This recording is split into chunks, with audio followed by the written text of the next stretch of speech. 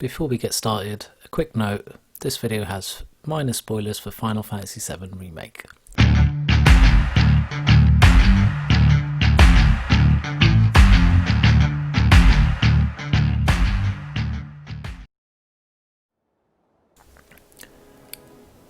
Hi everyone, welcome back to my channel Cross/Game.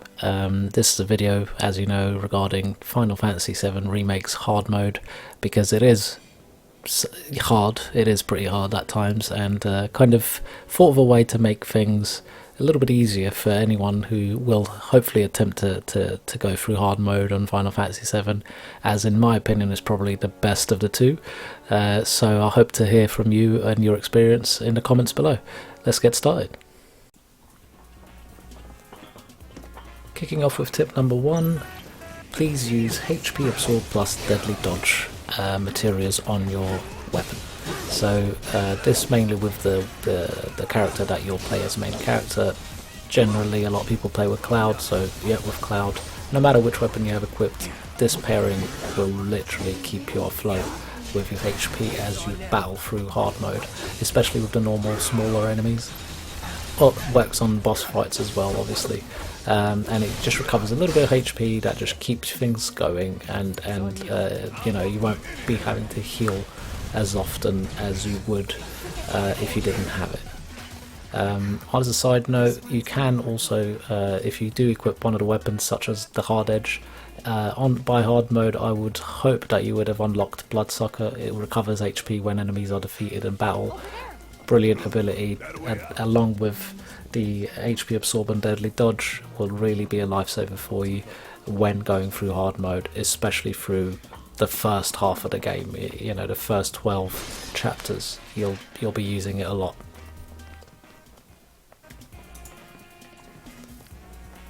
Tip number 2. So as you obviously know, you don't have access to items anymore, and they were really handy in normal mode, where you're just running down on the MP and your life is just draining. You could just pop a potion and it will just sort of level things out and help out there, but in hard mode that's no longer possible. So along with having to manage your MP, I'd say that the best way to do that is to not use it, and by that I mean use Pray and chakra materia to heal.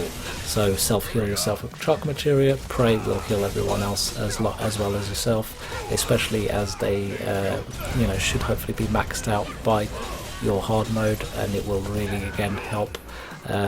Thing is obviously just like magic, it uses one of your ability sort of slots, so you'll every time you use it, you won't be able to do any other of the attack abilities. So maybe put Prey on your sort of damage dealer that does magic, such as like Aerith, I'd say, because she has like high magic stats, so when she does bring out Prey, it really does heal a lot, and it will just keep the party afloat as well.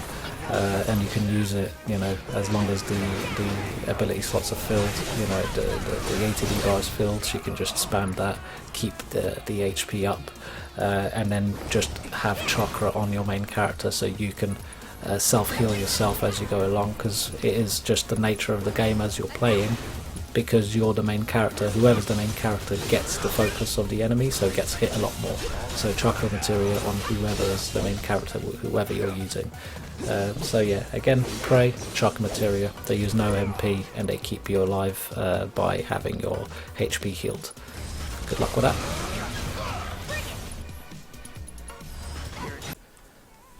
Tip number 3 is try not to heal your party after each battle. I've made this mistake a lot, mainly because you have to conserve your MP.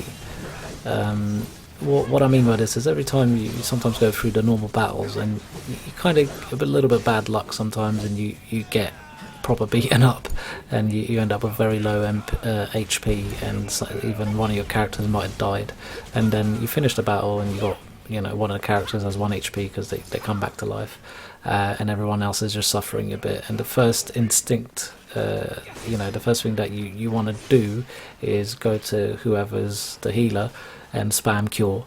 Right, now what this does is it makes you use your MP, and sometimes you won't need to. Sometimes you might be even close to one of those benches, so I would just go back and heal, only because every time you do cure, you're using your MP, and there's going to be times where you're really going to need that MP and you're not going to have it, only because you used it on the smaller enemies as you went along.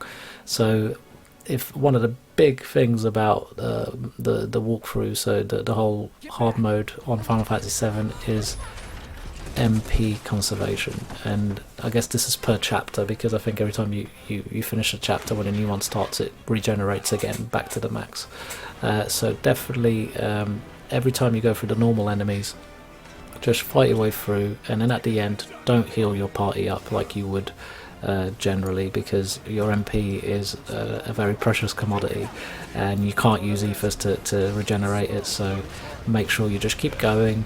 Maybe sometimes it's worth just keep on going, fight each battle, because what ends up happening, even if you die, you just regenerate right there on the last battle, so it's not too much of a forfeit in the end. You don't lose out a lot by dying in Final Fantasy VII, which is great. Sometimes the bigger boss battles can be a bit daunting, but the smaller ones, the smaller normal battles, they're not. So just keep your MP, and only use it if you really, I guess, have to towards the boss battles in that sense. Or sometimes, if one of your side characters uses it for spells and stuff, that's fine. But your healer should have MP, and you should really try and maintain that. So yeah, try not to heal your party after each battle.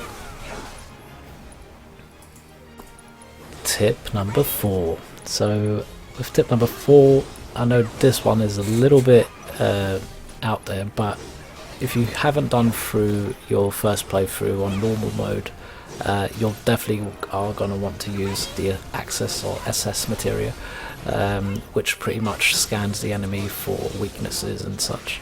Now the reason I say this is, even something like I've said in tip number 3, the smaller enemies can be a pain.